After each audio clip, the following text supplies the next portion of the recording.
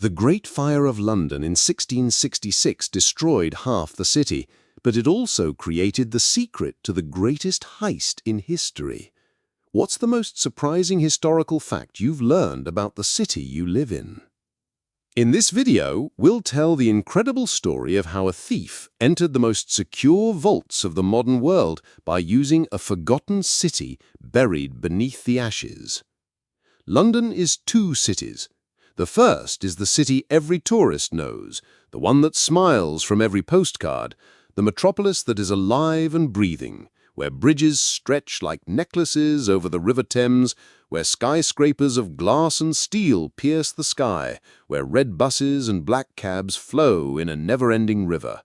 This city throbs with the pace of the 21st century, with the relentless rhythm of money and power. But just a few meters beneath that shiny surface, that modern shell, there is another city. A city forgotten, buried, and whose existence is unknown to most. This is an underground labyrinth where the dark whispers of Roman sewers, the damp silence of medieval tunnels, and the ghosts of lost rivers like the Fleet and the Walbrook, which no longer flow on the earth's surface, wander. This city is slow, dark, and patient, like time itself.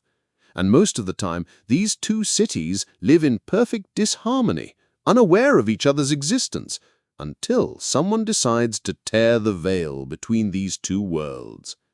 This story begins the moment that veil was torn. In the heart of London's financial district, the City, on those narrow streets lined with banks that are each a fortress of technology and security, a series of impossible heists began to take place. Scotland Yard initially thought it was a complex cyber attack. The first case was a private vault containing a priceless collection of Roman coins. One morning, the owner of the vault arrived to find that the collection was gone, but there was no crime scene. The vault's 1-ton titanium alloy door was locked. The alarms had not sounded. In the 24 hours of security camera footage, not a single person had entered or exited that corridor. Inside the vault, gold bars and bonds worth millions of pounds had been left untouched. Only those ancient coins had vanished. The second heist occurred 2 weeks later. This time, the target was a set of jewels said to have belonged to a Saxon king. The scenario was identical. No forced entry, no alarm, no witnesses. Just the mysterious disappearance of the targeted historical artifacts. In the third case, an original charter written on parchment belonging to a medieval guild was stolen. Each time, the thief or thieves left behind only a single strange trace, a faint, thin layer of an unusual silt and brick dust on the polished marble floor of the vault. When the case turned from a simple theft into a humiliation, it was assigned to Detective Inspector Ava Sharma, the brightest detective in Scotland Yard's Art and Antiques Unit. Ava was a woman in her late 30s who combined a sharp intellect and analytical skills with an uncompromising determination. She believed in data, in digital trails, and in the infallibility of modern forensics. For her, every crime was an equation to be solved. But in this equation, all the variables were missing. Ava and her team spent weeks evaluating every possibility. Miniature drones that could infiltrate the vault, subsonic drilling technology that could pass through walls, quantum computer attacks that could blind the security system for hours. All were theoretically possible, but in practice there was no evidence. They searched for an inside mole combing through the lives of the bank employees. The result was zero. The press had nicknamed this uncatchable thief the Ghost of Fleet Street, a nod to the location of the first robbery, and this ghost was descending upon Ava's career like a nightmare. "This doesn't make sense," Ava said late one night in a meeting with her team, staring at the complex diagrams on the whiteboard in front of her. "The thief bypasses the world's most advanced security systems, but only steals historically significant pieces that are nearly impossible to sell on the black market. He leaves behind millions of pounds in cash. This is not being done for money. This is a message. But a message of what? No one had an answer. Their only physical evidence was that strange dust, and the forensic report from that dust did nothing but deepen the mystery. According to the report, the silt was a perfect match for the sediment in the bed of the lost Fleet River, which no longer flows above ground in London. And even stranger, the chemical analysis of the brick dust showed that it was made with a technique used before the 17th century, that is, before the Great Fire of London in 1666. When Ava read the report, she thought it had to be a lab error. What would 350-year-old brick dust be doing inside a modern, hermetically sealed bank vault? It was as nonsensical as finding a dinosaur bone at a murder scene. When all modern methods were exhausted, Ava felt for the first time in her career that she had to step outside the box. If the evidence was pointing her to the past, then she had to go to the past. Amid the cynical glances of her colleagues, she made an appointment with a reclusive professor who worked on the urban history of London, a man not well known outside academic circles, Alistair Finch. Professor Alistair Finch's office was in the basement of the London Metropolitan Archives, like a forgotten time capsule. The room was so full of books stacked to the ceiling, parchment scrolls, and yellowed maps that there was barely room to move. The sweet, dusty smell of old paper, leather bindings, and pipe tobacco hung in the air. Finch in his 70s, with messy white hair and eyes that were both tired and incredibly alive behind his glasses, seemed to belong not to this world, but to the old world that lived in his maps.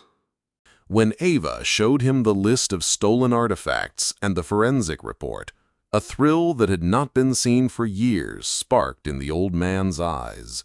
"Ah, yes," he murmured, his finger tracing the list of stolen items. "The Roman coins, the Saxon brooches, the Guild Charter. I see." "What do you see, Professor?" Ava asked impatiently. Finch looked at Ava. "You see a series of robberies, Detective Inspector. I, however, see the trail of a river. Every stolen artifact was taken from a location that corresponds to a bend in the ancient Fleet River before it was erased from the surface of the earth." His eyes fell on the analysis of the silt and brick dust in the report. "And this is the proof." Alistair Finch led Ava deeper into the archives, to a locked room where the temperature and humidity were specially controlled. On the massive table in the middle of the room, he unrolled a huge, hand-drawn map, as fragile as a piece of parchment. The edges of the map were burnt and sooty. "This," Finch said, with an almost religious reverence, "is one of the first surveys commissioned by Sir Christopher Wren right after the Great Fire of 1666.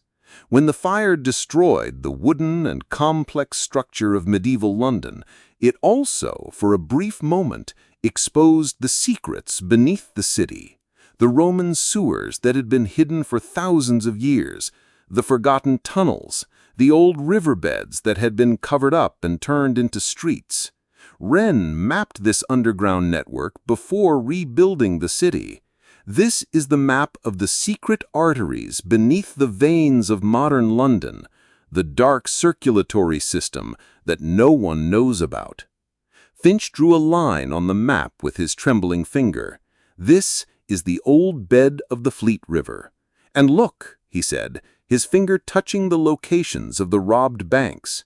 "Each one is directly above this riverbed or an old sewer that connects to it. Your ghost, Detective Inspector, is not passing through walls. He is coming up from the ground. He is using that second forgotten city beneath your city." Ava stared at the map, speechless. In that moment, everything made sense.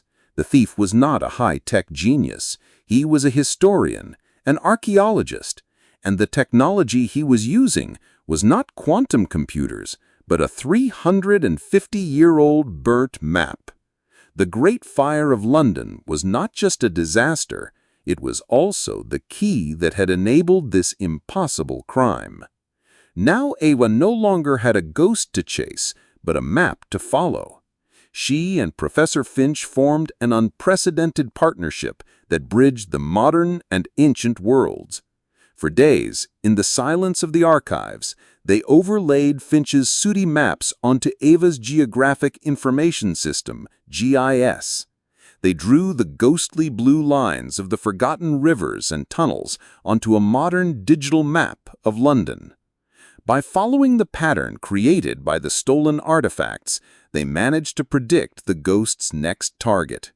The target was a private vault that held a rare sword said to have belonged to an Anglo-Saxon king, built directly over the bed of another lost river called the Walbrook. But this time, Ava's team did not focus on the vault's door or walls. They went underground. The operation took place in that claustrophobic, dark, and damp world beneath London.